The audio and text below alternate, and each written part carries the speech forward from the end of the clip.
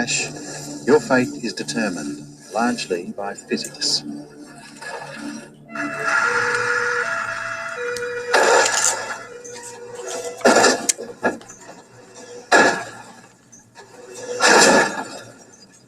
In this video, we'll investigate the relationship between stopping distance and average force, and how speed affects the kinetic energy of a vehicle.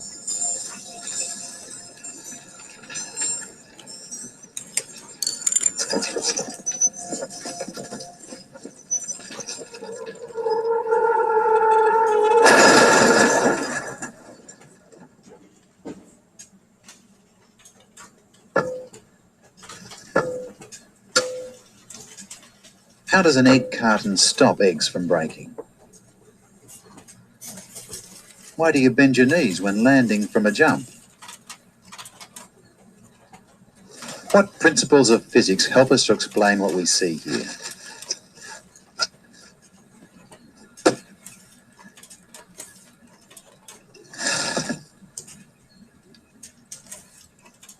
A car acts like the cardboard box. When the car crashes, it's better for the car to crumple than the people inside it.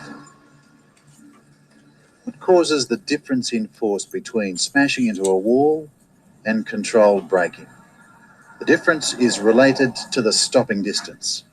We can test this by varying the stopping distance and measuring the average force on an object in the car. To do this, we've placed a 40-kilogram sandbag on a trolley. Against the cargo restraint are some bathroom scales. When the car brakes, the sandbag will slide forward and push against the scales, showing us the average force on the sandbag. This can be directly read from the scales and is measured in kilograms force. As you physics buffs know, multiply this by 9.8 to get newtons, the standard measurement of force. Remember that forces come in pairs. The sandbag acts on the scales, and the scales act on the sandbag.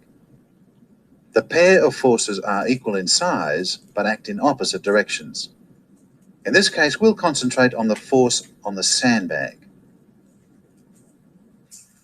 We'll do a series of tests in which the speed remains constant, but the stopping distance varies. In each case, the driver will brake evenly using the same braking force from a speed of 50 kilometers per hour.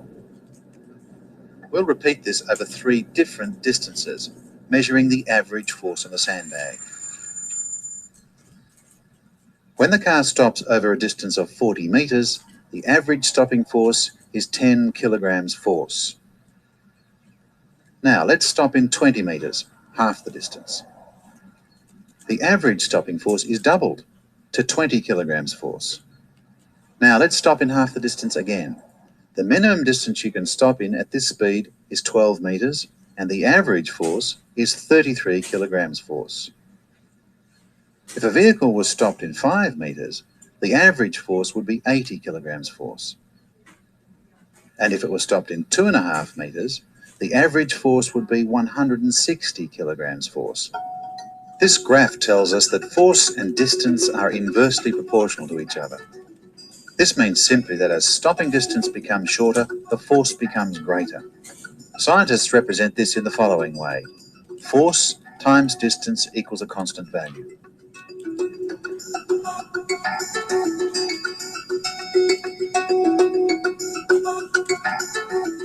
So, what's the link between this formula and the examples we saw earlier? How does this formula help us to understand what happens in a real car crash? At the Crash Test Laboratory, new cars are tested as part of a consumer information program called NCAP. The test dummies are fitted with accelerometers, which record the force of the crash at different points on their bodies. They are painted at likely contact points to show where they come into contact with the car. The impact on the car itself is also monitored. Using laser technology, the dummies are precisely aligned so that one model of car can be directly compared with another. The cars are crashed at 56.3 kilometers per hour, an internationally agreed test speed.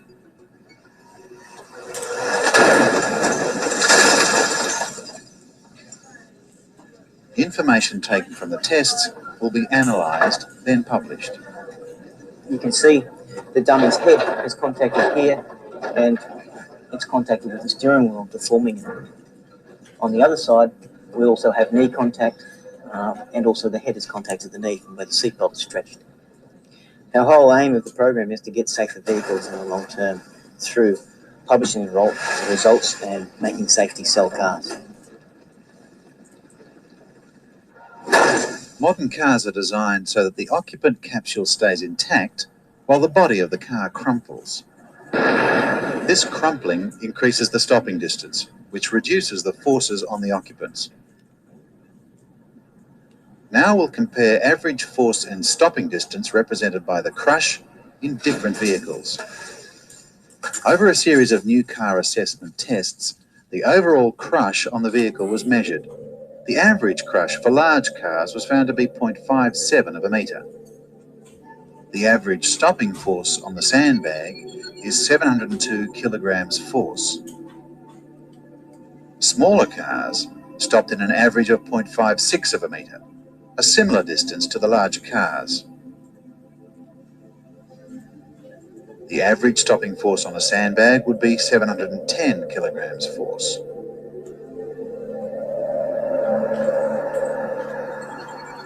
A van has less bonnet, so there's less distance to crush before it crumples into the occupant's space. The average stopping distance of the vans tested was 0.44 of a metre. And the average stopping force on a sandbag would be 910 kilograms force. If we plot the stopping distances on this graph, we can see that the shorter the stopping distance, the greater the force on the occupants.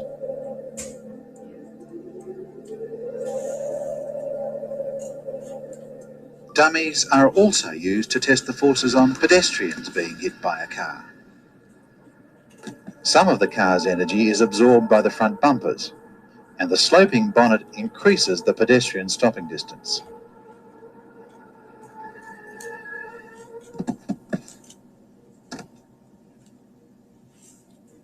However, when a pedestrian is hit by a car fitted with a bull bar, injury is much worse. The bull bar is rigid and does not absorb the energy of impact.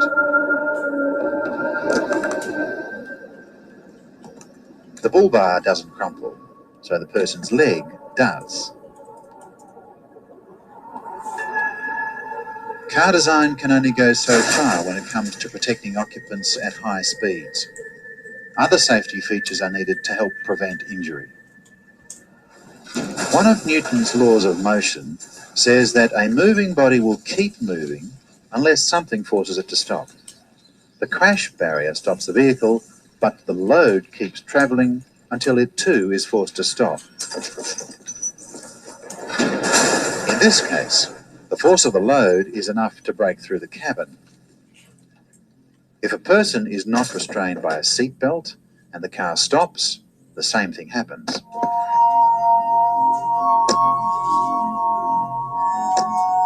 The car has stopped, but the person doesn't until something forces them to.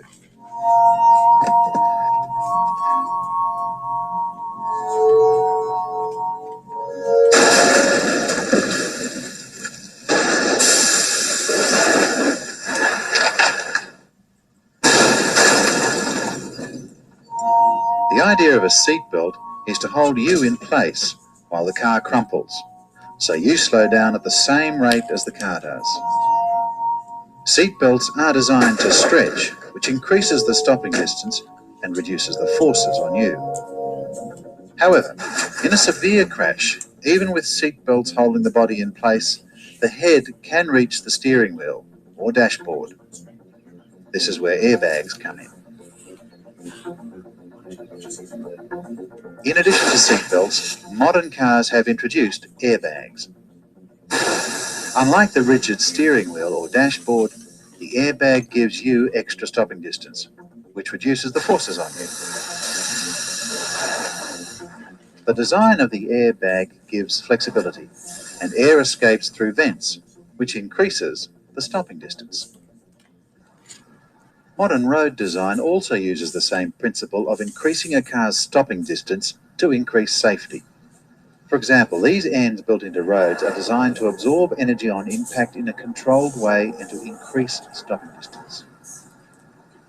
Small trees and shrubs are purposely planted to increase a vehicle's stopping distance. If a car runs into the back of a truck, the passengers are at great risk because they are not protected from the tray by a crumple zone.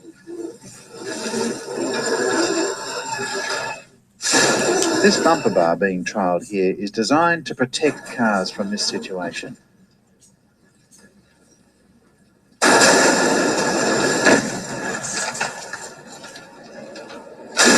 And for the front of the truck, this prototype is supported by shock absorbers that absorb energy and increase the stopping distance for the car. This reduces the forces on the occupants.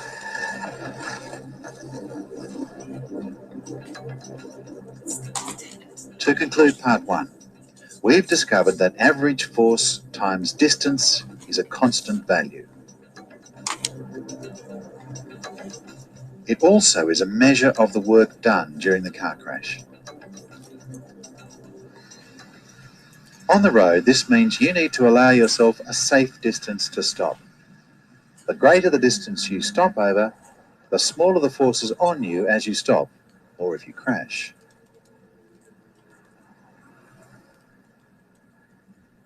Before we go to part 2, we're going to leave you with a question to think about. If two cars of equal mass going at equal speed collide head-on, is this any different to a similar car running into a solid wall at the same speed?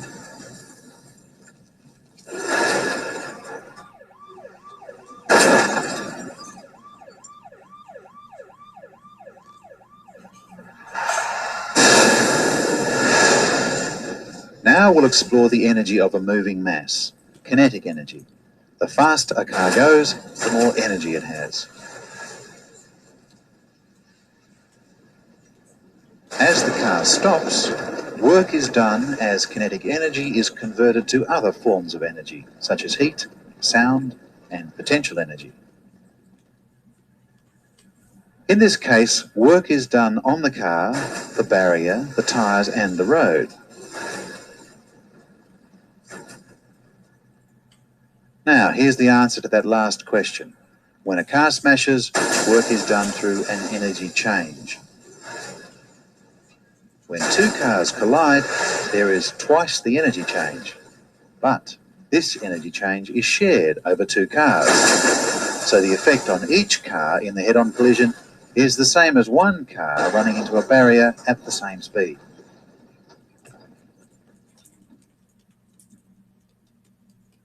Let's look at the effect of speed in a series of controlled crashes.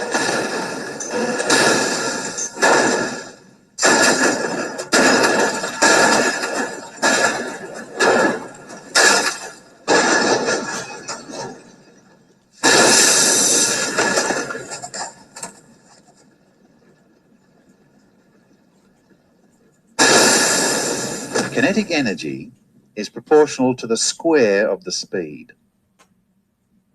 Kinetic energy also depends on the mass of a car. The greater the mass, the more kinetic energy. We use physics to show that kinetic energy is equal to half the car's mass times the square of the speed. We've already seen that force times distance equals work done. Now let's look at how change in kinetic energy, or change in speed, affects the distance over which we stop. For each of these tests, we'll use the same brake effort, and the car will come to a controlled stop. At 25 kilometers per hour, this car took approximately 2.5 meters to stop. To test our formula, at double the speed, it should take 4 times the distance to stop. At 3 times the speed, it should take 9 times the distance to stop. And at 4 times the speed, it should take 16 times the distance to stop. So let's see what happened in the tests. At 50 kilometers per hour, it takes approximately 4 times the distance to stop. At 75 kilometers per hour, it takes approximately 9 times the distance to stop.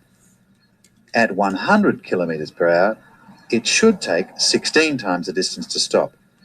In actual fact, it takes a longer distance to stop because there is less friction acting on the car at high speed. If you would like to follow this up, use this table showing the relationship between speed and the coefficient of friction. Now we'll see the effect of increased speed in a crash. In this series of variable speed tests, the same model car is crashed into the wall at different speeds.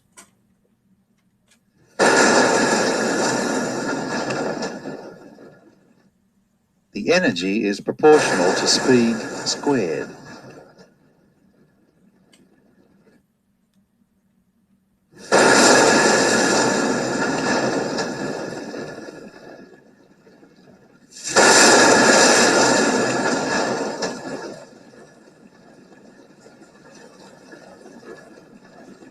When we compare the crash at 50 kilometers per hour with the crash at double the speed, we can see a dramatic difference. Let's look at this in another way. If you drop a car from a 3-story building, this is the same as crashing it at 50 kilometers per hour.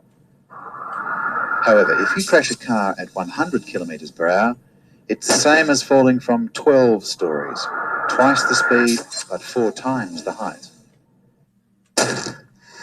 To recap, we've found that as you go faster, your kinetic energy increases. In order to stop, you need to convert the car's kinetic energy into other forms of energy. This is achieved by applying a stopping force over distance. In part 1, we learnt that the average stopping force is inversely proportional to the distance over which the car stops. Simply, this means as the stopping distance decreases, the average force increases. So to reduce the forces on you in a crash, you need to increase the stopping distance. In part 2, we found that kinetic energy is equal to half the mass of the car times the speed squared. So stopping distance is proportional to the square of the speed.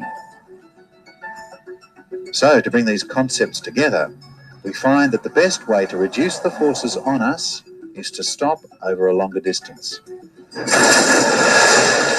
which means we need to reduce the speed at which we are driving.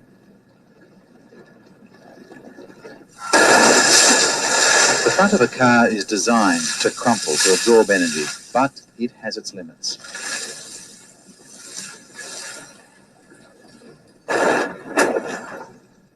At high speeds, the rest of the car will crumple as well.